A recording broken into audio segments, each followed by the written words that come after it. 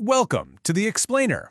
You know, we love to take foundational texts and turn them into something a bit more dynamic. And today, we're jumping into a really intense one, an ancient poem all about power, rebellion, and divine authority. We're talking about Psalm 2. So, right out of the gate, this text doesn't mess around. It doesn't ease you in, nope. It just throws you straight into the middle of a world in total chaos. It kicks off with this huge question, right? It paints this picture of global anger, all these people making these big, complicated plans, but the text calls them futile.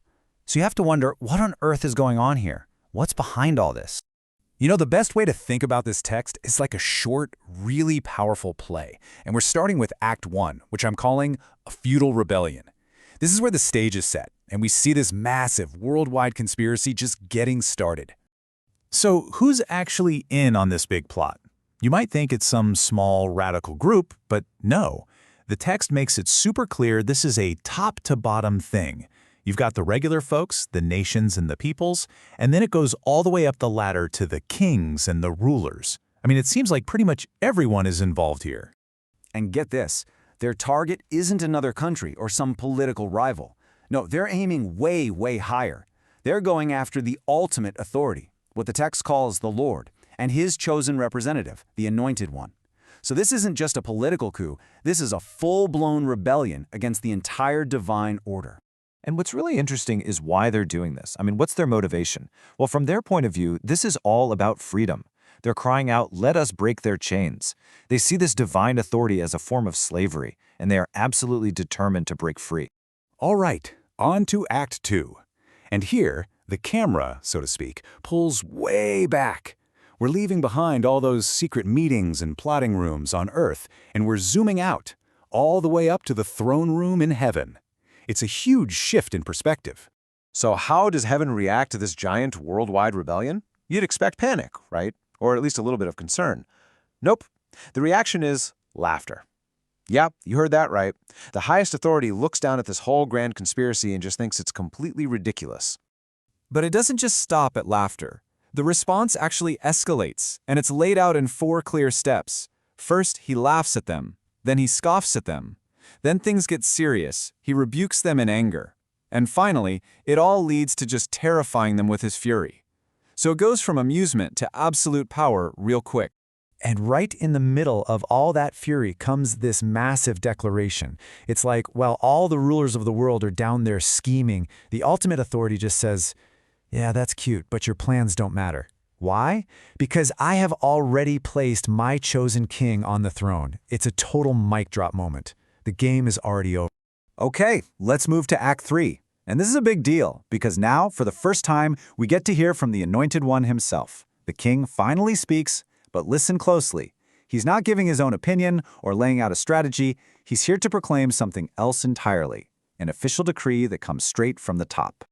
And just to be super clear about what a decree is, this isn't a suggestion. It's not friendly advice. A decree is an official order. It's a binding, legal proclamation that establishes a fact that simply can't be argued with. And this is the entire foundation of the king's power.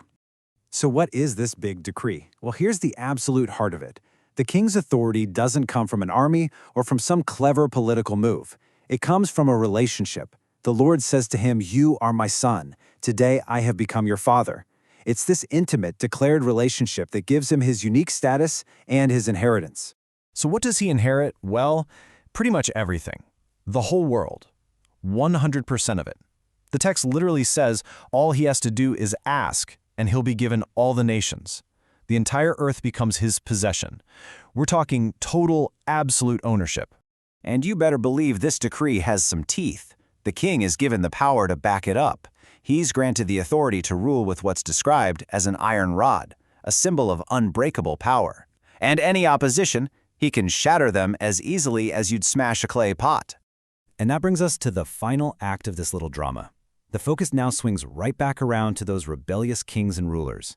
After that huge display of where the real power is, that text basically gives them one last chance, a final, very stark choice. And the tone completely changes here. It's not about anger anymore, it's an urgent warning. It's basically saying, hey, you rulers, act wisely, be warned. They're told to stop all their pointless plotting and completely change their attitude. Instead of rebellion, they should serve with fear. Instead of defiance, they should rejoice with trembling. It's a total 180. And the choice couldn't be clearer. It's laid out as two distinct paths with absolutely no middle ground. Path 1, submit to the Son. You serve with fear, you rejoice with trembling, and you ultimately find joy and refuge. Path 2, defy him. Well, that leads to his anger, and you'll be destroyed in an instant. It's pretty black and white. And I really want to emphasize this point about the speed. The text is very clear that the consequence for defying him isn't some far-off threat. It's immediate. It says his anger flares up in an instant. There's no time for second-guessing once that happens. The window of opportunity is right now. But after all that talk of iron rods and instant destruction, the whole thing ends on this really powerful, contrasting note. The very last line isn't about terror, it's about hope. It says, "But what joy for all who take refuge in him." It's this incredible final pivot, showing that there is another way. For those who choose refuge, the end result isn't destruction, it's joy. So, at the end of the day, this ancient drama leaves us with a really big question, doesn't it? What is true power? Is it found in rebellion, in trying to break every chain? Or is real strength found in seeking refuge in something bigger, in an established, absolute authority?